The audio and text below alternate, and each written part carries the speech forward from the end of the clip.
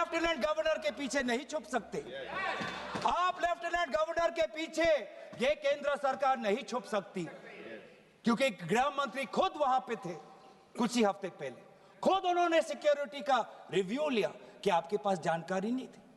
और सर, ये सरकार इतनी कमजोर, ये सरकार इतनी बुज़दिल कि आज उन्होंने इस सर में, क्योंकि उन्होंने अगर इसका किसी का दोष दिया तो टूर ऑपरेटर्स को दोष दिया कि टूर ऑपरेटर्स बिना अनुमति के द्वारा, बिना लाइसेंसेस के द्वारा लोगों को बेसहारा ले जा रहे, हमें तो पता ही नहीं था। ये है इनका कारण, ये बताना चाहते हैं। तो सर, यही तो दुख की बात है कि कहीं ना कहीं एक सरकार में एक अहंकार आ चुका है। इंटेलिजेंस और सिक्योरिटी जो फ्रेमवर्क है, एस्टैब्लिशमेंट है, जो लोग हैं जो निर्णय लेते हैं इंटेलिजेंस और सिक्योरिटी की, आज उनमें एक अहंकार आ गया है कि चाहे जितनी भी बड़ी गलती हो उन पर कोई सवाल नहीं उठा सकता। लेकिन आज हम सवाल उठा रहे हैं, आज हम सवाल उठा रहे हैं, आज हम सवाल उठाएंगे। प्रधानमंत्री मोदी जी, आपको, आप सऊदी अरब में थे, आप जब वापस आते आपका पहला नैतिक कर्तव्य होता कि पहलगाम आप जाते, लेकिन आप पहलगाम नहीं गए। एक सरकारी कार्यवाही के लिए आप बिहार गए और चुनावी भाषण दिया। देश के मुखिया सऊदी अरब में थे, पूरा कार्यक्रम उन्हें संपूर्ण किया, वापस आए और वो पहलगाम भी नहीं जा पाए और बिहार में जाके चुनावी भाषण दे रहे हैं। अगर पहलगाम में कोई गया तो हमारा नेता राहुल गांधी गया। अगर पहलगाम में जो लोगों की मृत्यु हुई उनके लिए अगर शहादत की मांग कोई कर रहा है तो हमारा दल का नेता राहुल गांधी कर रहा है।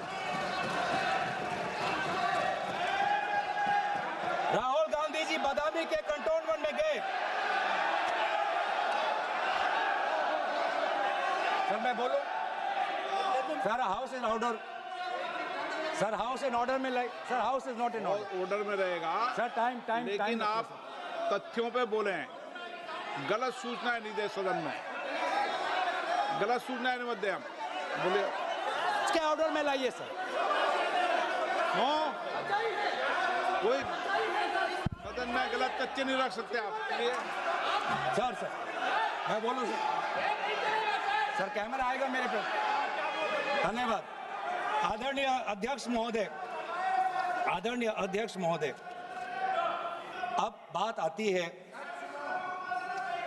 आती है ऑपरेशन सिंदूर की। आज मैं राजनाथ सिंह जी का भाषण सुन रहा था। मुझे पता नहीं चल रहा था कि राजनाथ सिंह जी जो भाषण दे रहे थे वो किस समय का उजागर कर रहे थे, वो किस समय का उजागर कर रहे थे, वो किस समय का उजागर कर रहे थे। क्या वो 2016 के बाद क्या उन्होंने ये नहीं कहा कि हम घुस के मारेंगे और पाकिस्तान को आज वो उनका जो भी टेररिस्ट इंफ्रास्ट्रक्चर है उसको खत्म कर देंगे?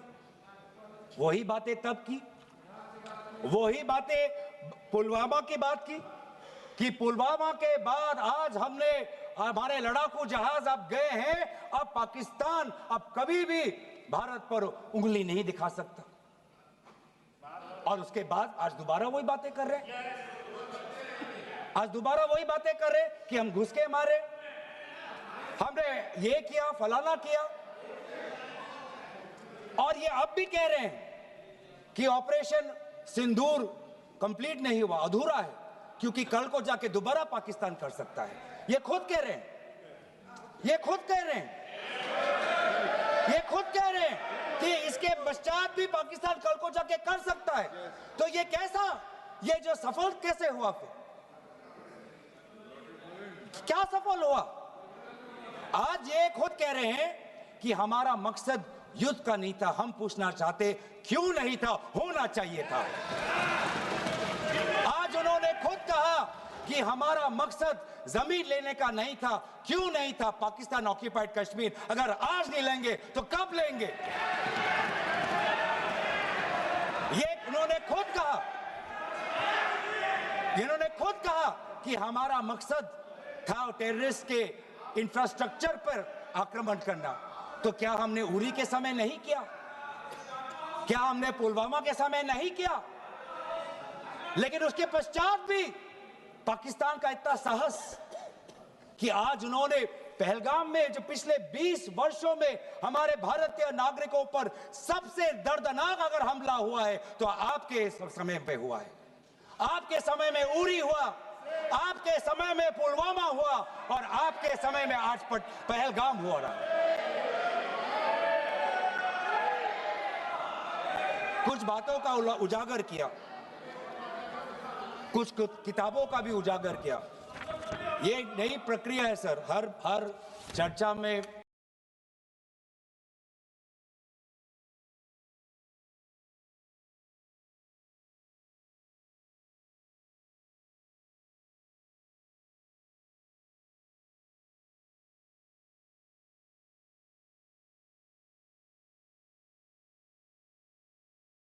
आदरणीय भाजपा के नेता एक किताब उठा लेते हैं, फिर कुछ जानकारी दे रहे थे, हमें नहीं।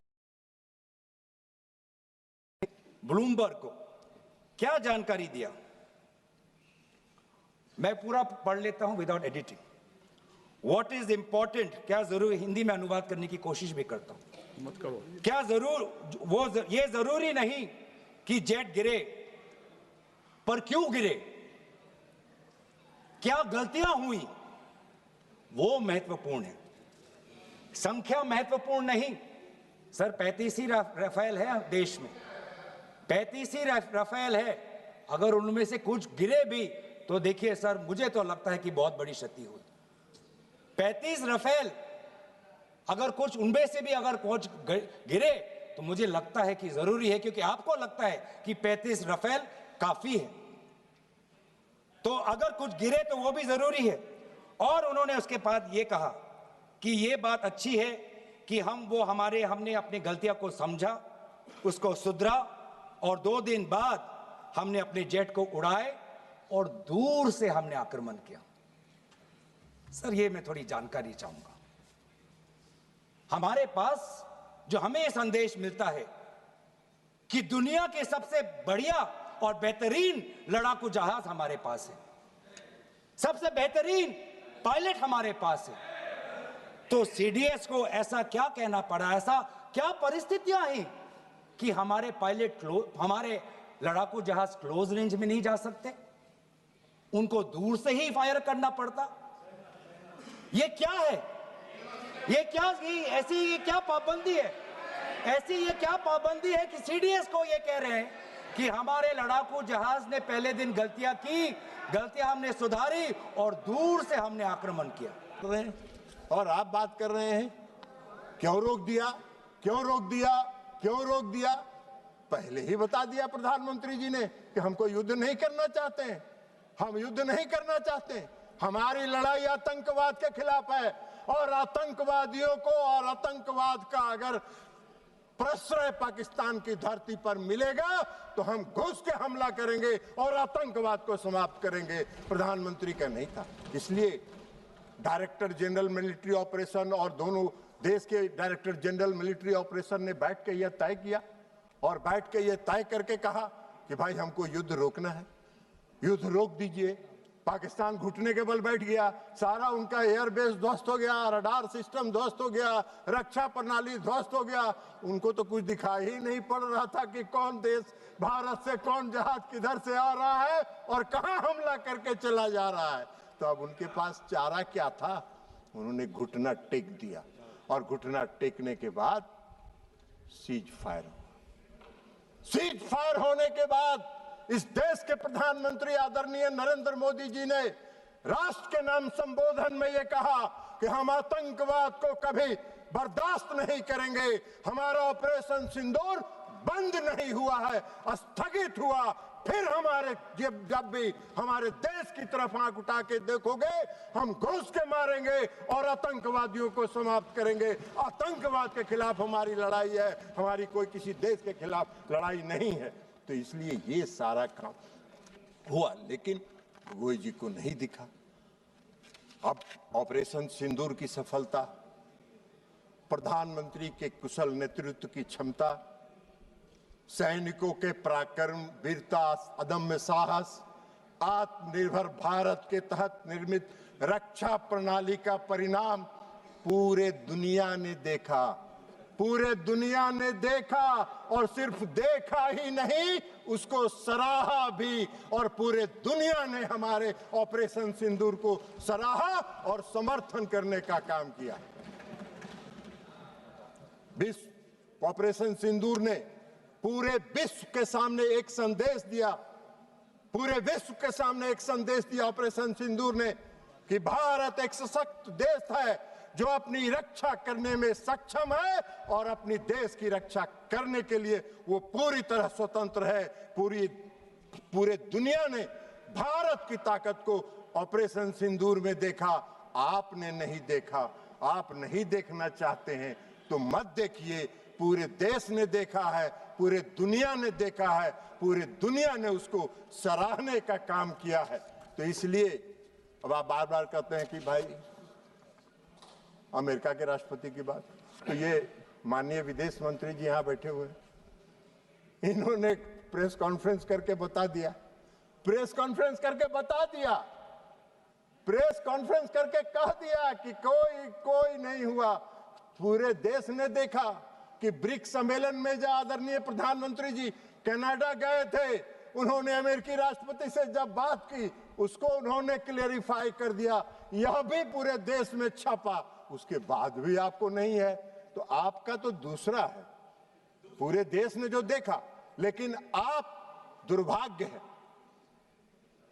है इस देश का, इस देश की विपक्षी पार्टियों को प्रधानमंत्री और ऑपरेशन सिंदूर की सफलता दिखाई नहीं पड़ती है, जिसको पूरे दुनिया ने देखा और विश्व में देखने का काम किया।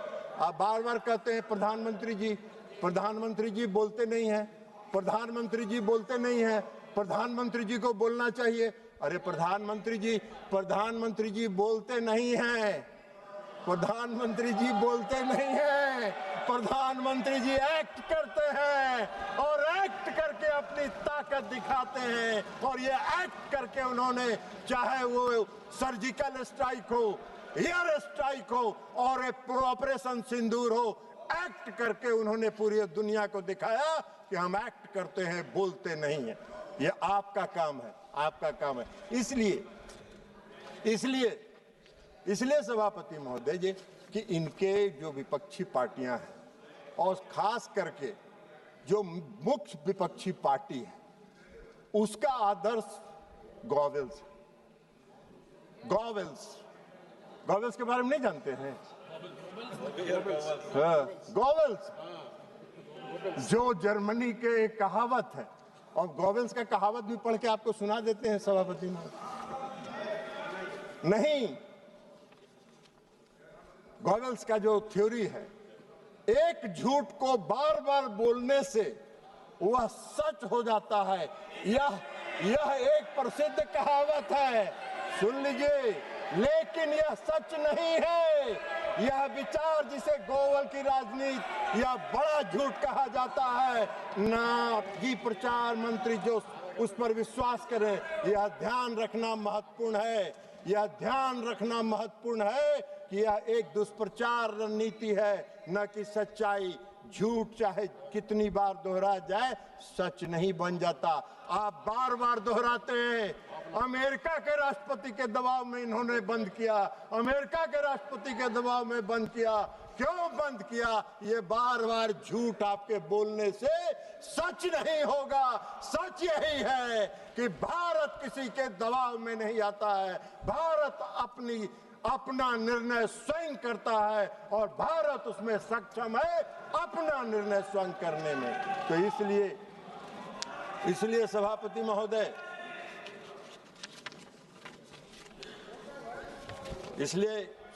महोदय, इनको ऑपरेशन सिंदूर की सफलता दिखाई नहीं पड़ती। ऑपरेशन सिंदूर एक सफल ऑपरेशन था जो आतंकवाद के खिलाफ लड़ाई का था और पूरे दुनिया ने और पूरे देश ने इसको सराहा है, इसको स्वीकार किया है।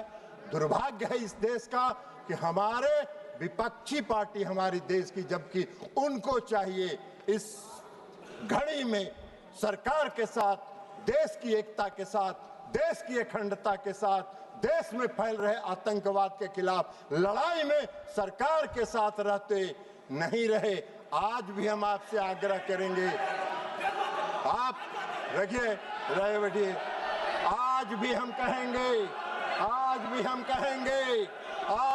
कहेंगे, छोड़िए दलगत राजनीति से ऊपर उठिए, दलगत राजनीति से ऊपर उठिए और दलगत राजनीति से ऊपर उठकर राष्ट्रहित के सवाल पर नरेंद्र मोदी के साथ